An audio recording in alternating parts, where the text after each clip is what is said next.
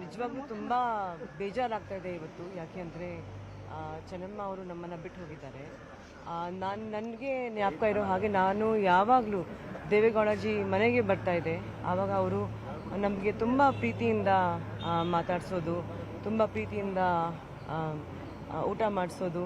So ಅವರಲ್ಲಿರೋ ಒಂದು ಮಾತೃಭಾವ ಏನಿದೆ, ತಾಯಿ ಭಾವ ಏನಿದೆ ಅಂತ ನಿಜವಾಗ್ಲೂ ನಾವು ಒಂದು ಒಳ್ಳೆ ವ್ಯಕ್ತಿನ, ಒಳ್ಳೆ ಮಹಿಳೆನ ನಾವು ಮಿಸ್ ಮಾಡ್ಕೊಳ್ತೀವಿ ಅಂತ ನಾನು ಹೇಳೋಕ್ಕೆ ಇಷ್ಟಪಡ್ತೀನಿ.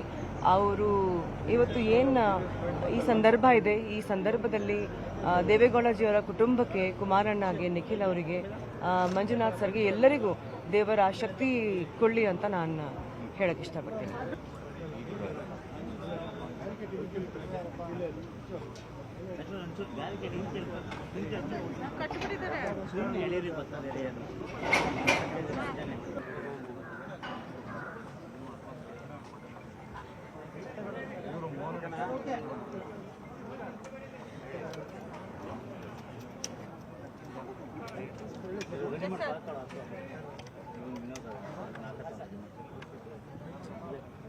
ಮಾಜಿ ಪ್ರಧಾನಿಗಳಾದ ಎಚ್.ಡಿ. ದೇವೇಗೌಡರ ಧರ್ಮಪತ್ನಿ ಚೆನ್ನಮ್ಮನವರು ದೈವಾಧೀನರಾಗಿದ್ದಾರೆ. ಮುಖ್ಯವಾಗಿ ಒಂದು ವಿಷಯ ಹೇಳೋದಕ್ಕೆ ಇಷ್ಟಪಡ್ತೀನಿ. ಮುತ್ತೈದೆ ಸಾವು ಎಷ್ಟು ತಾಯಂದ್ರಿಗೆ ಸಿಗೋಕ್ಕೆ ಸಾಧ್ಯ? ಎಲ್ಲೋ ಒಂದು ಕಡೆ ದೇವೇಗೌಡರು, ನಾನು ಒಂದೇ ಜಿಲ್ಲೆಯವರು ಅಂತ ಹೇಳ್ಕೊಳ್ಳೋದಕ್ಕೆ ಹೆಮ್ಮೆ ಅನಿಸುತ್ತೆ. ಆ ತಾಯಿ ಆತ್ಮಕ್ಕೆ ಶಾಂತಿ ಸಿಗಲಿ ಅನ್ನೋದೇ ನನ್ನ ಅನಿಸಿಕೆ. ನಮಸ್ಕಾರ.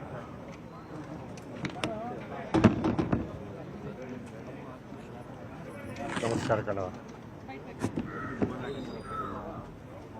ಇದೆ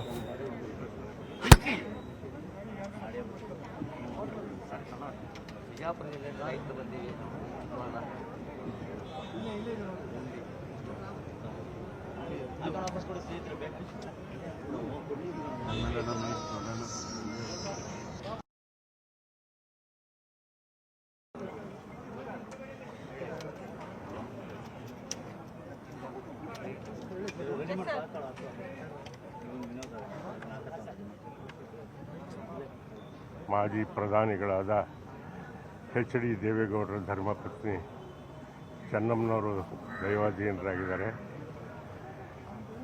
ಮುಖ್ಯವಾಗಿ ಒಂದು ವಿಷಯ ಹೇಳೋದಕ್ಕೆ ಇಷ್ಟಪಡ್ತೀನಿ. ಮುತ್ತೈದೆ ಸಾವು ಎಷ್ಟು ತಾಯಂದ್ರಿಗೆ ಸಿಗೋಕ್ಕೆ ಸಾಧ್ಯ?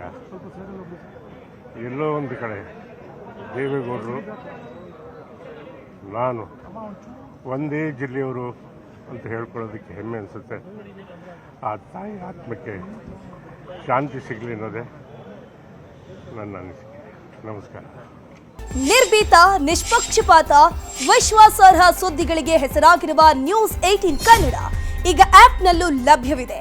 ದಯವಿಟ್ಟು ಇಲ್ಲಿರುವ QR ಕೋಡ್ನ ಸ್ಕ್ಯಾನ್ ಮಾಡಿಕೊಂಡು ಆಪ್ ಡೌನ್ಲೋಡ್ ಮಾಡೋದಕ್ಕೆ ಮರಿಬೇಡಿ.